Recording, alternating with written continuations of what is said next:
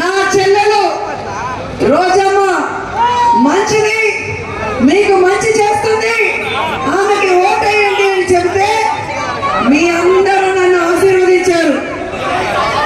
ఆ రోజు జగనన్న ఇచ్చిన పిలుపు మేరకు మీ అందరూ నన్ను గెలిపించుకున్నారు.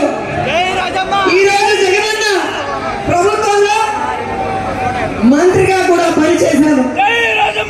సో జగనన్న ప్రభుత్వంలో మంత్రిగా ఎమ్మెల్యేగా ఇచ్చి అన్న సొంత చెల్లెల కన్నా ఎక్కువగా నన్ను చూసుకున్నారు. ఈరోజు ఈ నగిరి నియోజకవర్గంలో వైఎస్ఆర్ కాంగ్రెస్ పార్టీ అభ్యర్థిగా తలెత్తుకొని మీ ముందు నిలబడ్డాను.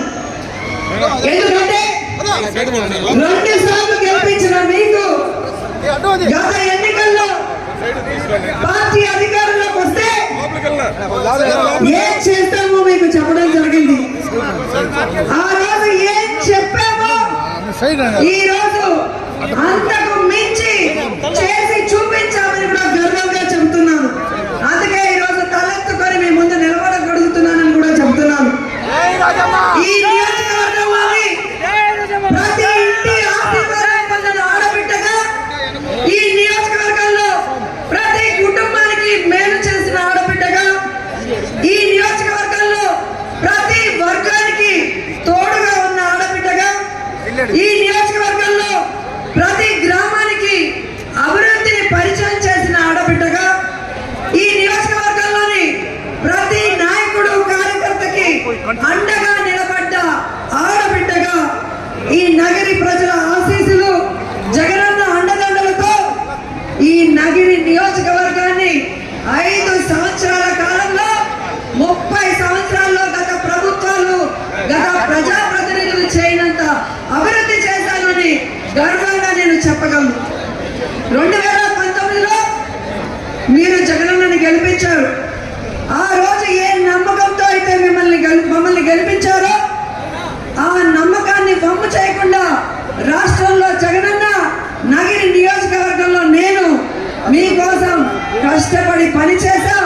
మీ కష్టాన్ని దూరం చేసే విధంగా పనిచేశామని కూడా ఈ సందర్భంగా తెలియజేసుకుంటున్నాను. ఒక నగిరి నియోజకవర్గానికే దాదాపుగా ఈ 5 సంవత్సరాల్లో 2000 కోట్ల రూపాయలకు పైగా సంక్షేమాన్ని, అభివృద్ధిని అందించామని కూడా మీ అందరికీ తెలియజేసుకుంటున్నాను.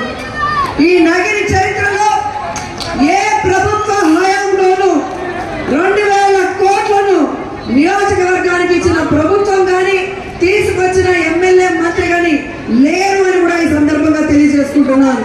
అది ఒక్క జగన్మోహన్ రెడ్డి గారు మాత్రమే ప్రతి నియోజకవర్గానికి సొంత నియోజకవర్గం లాగా సంక్షేమాన్ని, అభివృద్ధిని అందించారని కూడా ఈ రోజు మీ అందరికీ తెలియజేసుకుంటున్నాను. అందుకే ఈ రోజు మీ అందరికీ చెప్తున్నాను, ఈ సంక్షేమం కొనసాగాలన్నా, ఈ అభివృద్ధి రెట్టింపు అవ్వాలన్నా ఏం చేయాలండి? మనం ఏం చేయాలి? మనం 2 ఓట్లు మళ్ళీ జగనన్నకు వేసి జగనన్నని ముఖ్యమంత్రిని చేసుకోవాలని కూడా ఈ సందర్భంగా తెలియజేసుకుంటున్నాను.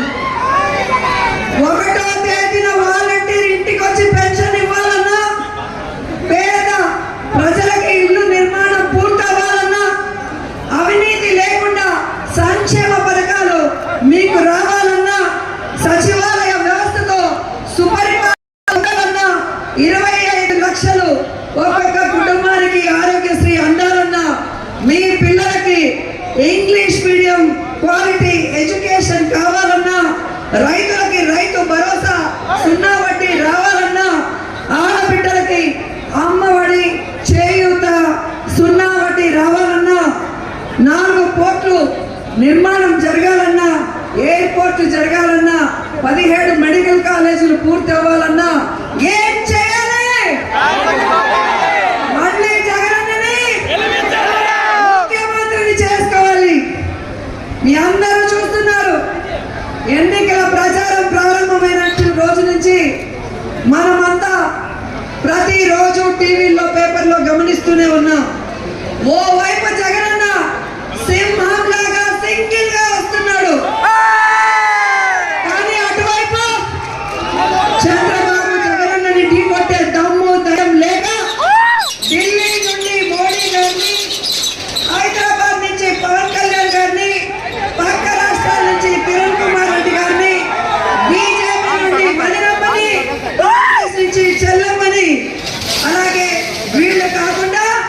రామోజీ గారు, రాధాకృష్ణ గారు, మండక